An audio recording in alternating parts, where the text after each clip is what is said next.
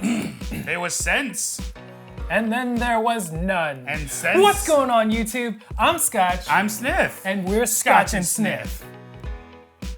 We're gonna help save you some money. I know what you're thinking. You're thinking, how can I save some money? How can I save some money? Buying whiskey. Buying whiskey. There are a lot of people out there who ask this question constantly. I see it on a lot of like group forums and postings and things like that. So we thought today would be a good day to address it. Now, there is a deeper underlying topic that both Sniff and I have talked about, and I don't think, he's said that we probably shouldn't bring it up because it would break into a whole nother financial segment, and there are other YouTube channels for those things. Dave Ramsey. But we're gonna go on with some other ways and good ideas. All right, these are 8 ways to save money on whiskey from people who are into whiskey just like you. Bing, bing. So, the first way that I found to save money on whiskey, and I know this is going to seem weird, this is very related to our current state of affairs in politics in America, which of course we don't really talk about politics here, but since it's kind of related, tariffs. There are a lot of whiskey websites charging tariffs over in Scotland and the UK. Secretly, there are a lot of whiskey websites that aren't charging tariffs. What? That's right. Tariffs can make a huge difference in the amount of money that you're paying too, because with 25%, this would have been $800 more for the bottle just in tariffs, which would have gone to nothing and nowhere. But what I'm saying is, find a website. If you're looking for specifically to order from the UK because you want to get weird UK stuff and you want to get it in America, or the prices in America are so obscene it doesn't make any sense, you can save a ton of money by avoiding tariffs. Again, I don't know legally if we can like list the websites, but if you DM us on Instagram, we'll certainly tell you. Yeah, and you can Google it as well. There are tons of websites, and you can always just go through the process of checking out and then see, oh, well, what's this extra hit of anywhere from $30 to $800, and it just looks like it's taxes, and you don't have to do that. So just find another website and keep rolling. Yeah. All right, another way to save money on whiskey, especially if you're ordering from overseas or if you're ordering from a whiskey club like Scotch Malt Whiskey Society, who already knows that they charge a whole lot of money on shipping, is to buy in bulk. So buy a lot. So me and my brother were doing this for a long time with Master of Malt, especially because their prices were on point, and on top of that, if we could get 10 bottles at a time, 15 bottles at a time, we were saving a ton of money in shipping, which is fantastic. So shipping would go from like $30, $40 for a bottle to $50 for 12. Yeah, exactly. Yeah. So it was getting pretty cheap. Yeah, and then with the money that you save from doing a bulk buy, either with your friends or with your brother, it can add up to a whole another bottle of something else. Absolutely. Yeah. So it's a good way. That's a good way to save some money too. This next way to save money is interesting. I see this a lot on bourbon forums and bourbon groups where people talk about specifically building a rapport with local store owners. But the other half of that they don't explain is this is more of a, you have to spend some money to save some money. And it's not uncommon or weird. For us, that's how we came across like 3 Pappy Van Winkle bottles. Yeah. Really getting connected to one store, spending a lot of money in one store, and then them almost like giving you opportunities to get great whiskeys at a much lower price. So as bad as that sounds, that kind of is the environment. And that's not just the environment with whiskey. It's also the environment with watches, with limited edition cars and things like that. The more you spend, the more brand loyalty or the more even store loyalty that you have with certain people, then they'll give you that opportunity. Hey, we know Scotch wants a new watch. One of the watch just got off the wait list. We're calling you so that you can come and pick it up if you'd like it. Yeah. So it's the same thing. I mean, like, and the only other way they can do it is if it's an ABC state like Virginia, they're going to lottery it off. Raffles, or if it's Total Wine, which is a very large store, they own a whole lot of stores. Total Wine does a raffle also, but they do it based on your purchases. So if you've purchased enough to get in for that year's raffle, then you're in. And if you haven't purchased enough, then you're not even in for the raffle. So I don't know. It seems easier to build a rapport with a local store. So it's whatever you're into. Yeah. Another way to save money, buy it from a friend who didn't like it. I know that it is very technically, and not even technically, it is illegal in America to sell whiskey sales not through distributors in a store and all that stuff and jazz. But this stuff definitely does happen. Like, everybody knows it. You have a friend, they buy a bottle of Ardbeg, they absolutely don't like it, and their other friend loves Ardbeg and is like, hey, I'll give you $100 for this bottle. And then there's an exchange that happens. Whether or not you want to call it a sale, I don't care about the legalities of that. But the reality of it is, otherwise the bottle's going to get wasted sitting around doing nothing. So don't call it a sale if you don't want to. call it a trade, call it bartering, call it whatever you want. But that is a really good way to save some money on whiskeys. And I personally know that I've gotten rid of some bottles that I didn't enjoy with friends because I knew they would enjoy it more. So, and that's a win-win for everybody. Yeah, that's super win-win for everybody because your friend's saving money. Yeah. You're getting rid of a bottle you weren't going to drink anyways. So, next topic we can go on: buy cheaper whiskey. I know this is a crazy one. People don't understand. And I think I really enjoy that we do mystery whiskeys under 50. And I think I really, really enjoy that we bring a lot of beginner whiskeys into the fold. Like we did a video on like best whiskeys under $100. Yeah.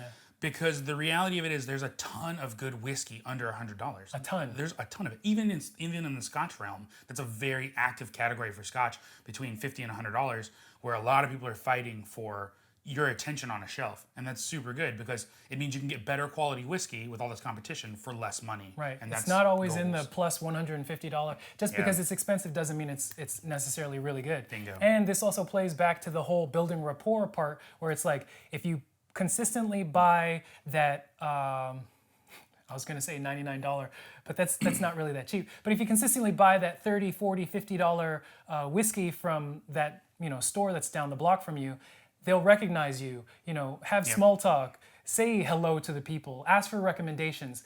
Then they'll start to, kind of remember you and be like, oh, hey, you were here last week when you picked up a bottle of blah, blah, blah. We also have this in the back if you want to take a look. God, I love blah, blah, blah. Blah, blah, blah is one of my favorites.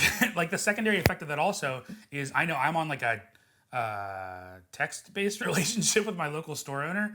So if he gets something new in that he thinks I'll be interested in, he'll just text me and be like, hey, are you interested in this? Or maybe it's a Pappy Van Winkle 15 that he's got for $150 a couple years ago. Like, it depends on the situation and what's going on, but because you're top of mind for those people, and because they see you all the time, they're thinking about you, it's easier for them to be like, hey, so-and-so would like this, and they'll reach out to you and do that. Exactly. So that's not like the primary effect, obviously is to save money, but that secondary effect is happening where you'll also get weird opportunities to buy bottles that maybe you didn't have a chance to before. And you don't have to necessarily buy things when you go to the store. I used to have a store that was on my way, kind of like on my commute to the metro.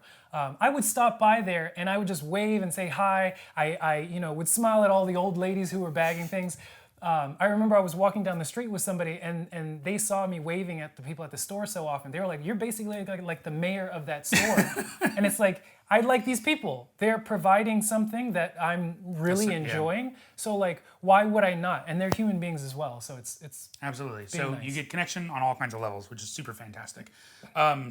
This next one is going to seem super obvious for saving money for whiskey, and this is more harking to people who do like dry January or dry months where they take time off of whiskey. Just take some time off. Like, you can't save more money than not buying whiskey. Facts. That's like the pinnacle of saving money. So yeah, you're just basically just not spending that money. And if you want to save it during that time period to buy something a little nicer because you're saving the money, do that. Or, pocket the money, bank the money, invest the money in stocks, gain super good gain. Have you invested lately? Like, there's so many other things you could be doing with your money also during that month. So it doesn't have to just go to whiskey. There's more to life than just, it doesn't feel like it sometimes.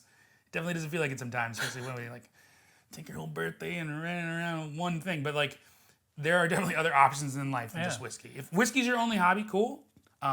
If it's not, welcome to adulting. Yeah. So you can also take that money that you would normally buy from that $30, $40, $50 bottle, pocket that, put that into a whiskey fund, and then that can make it so that you can be able to buy something that's a little bit more expensive or a lot more expensive. I tell people all the time that I hear a lot of people who are like, I want to travel. I know this is semi-financial, but a lot of people are like, I want to travel. I'm like, listen to me. You can travel to a lot of places, not right now because COVID, but you can travel normally to a lot of places for like $1,000. And $1,000 is just saving every week of the year $20. Nobody's asking you to save like $100 every week. $20 every week is $1,000 in a year. That's literally enough for you to travel, especially in America. Like, you could travel to Mexico or Canada for that and live like, Mexico especially, live like a king for a week. I mean, it's even cheaper than that in Mexico. Like $600 in Mexico, and you're living like a king, all-inclusive resort. You got $400 to buy Mexican tequila. Like, that's a gallon of tequila. Is it a Floridian tequila? I don't know. There's Floridian tequila. But anyways, like, yeah, just saving a little bit adds up. And so it's the same thing with these whiskeys. Like, if you're just saving a couple bucks here and there because you want to get something nice, save a couple bucks here and there. And then it adds up, and the next thing you know, you're looking at your bank account like, whew. And then you're like, how can I save some more money? And you try to find a place that doesn't have tariffs. So, which brings me to our next point, which is buy better, not more. So yes, you could buy I see this argument a lot on bourbon groups where they're like, I can't believe you spent that kind of money on a bottle. You could have bought, or somebody would be like, I'd rather have 100 bottles of this $50 whiskey. And I'm like, cool, but that's $100 of the exact same whiskey. That's 100 bottles of the exact same whiskey, like, or 100 different bottles of weird whiskeys that may or may not be good. Like, that's not always the goal. Sometimes it is just to have something that's a little better. You want a little more quality, and you just are willing to save and spend that price. Like, it'll actually keep your buying down. You'll be buying less, even though it's more expensive probably, and you're buying way better quality. You'll sip it slower because you're enjoying it. Like, there's 1,000 reasons to just save a little. Because what happens if you buy that one bottle that somebody bought a whole case of, and you taste it, and you're just like, wow, I really don't enjoy that. And I'm glad I spent that $80 to find out that I don't enjoy it, because I wouldn't want to have a case that I'm sitting on that cost me maybe like $1,000. Yep. It makes me... Nothing makes me more sad than seeing somebody's Instagram or somebody's YouTube and they have a ton of bottles that are all unopened. And it's just like, what are you doing? It makes everybody sad. If you have other bottles in the back that are opened and you've tasted them, sure, cool, that's okay. But if you're just buying to hold on to it and maybe like pass on to sell to somebody else, that's not the point of this whiskey. Yeah. That's not the point of the story of the people who are making the whiskey. They make it so that it can be enjoyed over story times, over with their brother, drink your whiskey. This is like literally, so that's the thing about Macallan that kills me. So this bottle's not open. It will be open next year at a very specific time. There are so many plans for this. This is already happening. Birthday whiskey. It's already happening. But when it comes down to it, like, could I flip this today and go make a couple $1,000s by selling it in America because it's cheaper? I could, but I don't want that. Like, that's, to me, a couple $1,000s isn't worth the experience I'm gonna have with my friends and actually enjoying this with my brother, like with my family. There's no way, nothing, like, you can't put a price on that. And for me to bring something like this to the table so that we can enjoy something that we'll never get to enjoy again like that, like, is, to me, that's worth infinite dollars. Priceless. I don't have all the dollars I can afford to pay for that. Priceless. Even though I tried to save every dollar I could by buying this bottle, making sure to buy it smart, no tariffs. But like, it's the same thing though. You still want to be smart. You just want to bring something to the table that's going to be amazing. So we were going to do a video about why I bought this in the first place, and we just decided to smash it together with like how to save money on whiskey too. But the reality of it is, a lot of times, a lot of people ask, hey, what can I buy that's in this price range or this price range? And we're trying to make a recommendation, and it's difficult because of the last thing about saving money, which is knowing your palate. So for me, having gotten to try this whiskey 3 times already and actually stolen 2 samples from whiskey events where I literally walked away with a bottle and stole samples, which is wild. Not normally in my person, and I know that the brand ambassadors, the 2 that I stole from, both are aware of it now because I've told them, because I'm a horrible person. Thank you, James. Like, knowing how it tastes and how it changed my palate and how it really opened me up to what it was that I thought sherry whiskey could do. To me, it was worth it to seek this bottle out and to grab one. And then on top of that, to be able to share it with my friends and family, even though they're not going to get a lot, because let's be serious, this isn't cheap. It still costs money, which still costs my life. Being able to share that with my friends in an experience that, like, for me, that's like my most fun part of birthdays, is bringing whiskeys to the table that no one will ever get to try again, or whiskeys that like nobody gets to try normally. Like, that's getting to try something wild like this is very fun to me, because even if it's funny, because a lot of people won't give this to their friends who don't appreciate whiskey, but I like doing that too, because that's a friend where you're like, you appreciate their friendship, and so it's worth it to you to share something with them that even though they can't appreciate it, you guys have this common ground on whiskey that just makes it even that much more special. Yeah. Like, I'm smiling like an idiot because it makes me really excited. I mean, it's still a raw reaction too. Like, just because you might not be able to appreciate the nuances of a whiskey, it's still gonna, be, alcohol in your mouth. You're either gonna be like, oh my God, this is amazing, or Still wow, hit it's like a sherry bomb. it's so high temperature, or like it's smooth as a rock. They're still gonna have something to say, and yes, it is gonna be an experience that you can share with them, your family and friends, and that is priceless. Like, so really. yeah, so maybe the top 9 way to save money on whiskey is by sharing it with your friends, which make it even that much more valuable. Yeah. Sorry for the cheesy ending. Like, comment, subscribe, as usual, and tell us ways that you know to save money on whiskey. Sorry that it's super sentimental at the end. Man, I couldn't resist. So yeah. Do you have a breakdown in your financial plan when it comes to saving so that you can buy expensive things like this? Expensive watches, expensive cars, expensive whiskeys? Or do you just wing it and you're like, hey, I have money in my bank, let me go blow it? That's how you know you're a spender or saver. It's dangerous. All right, so there you go. Fantastic. Thank you for joining us, and I hope you have a wonderful day. Oh, I forgot the double deuce. Oh, You got it. we all got a deuce together.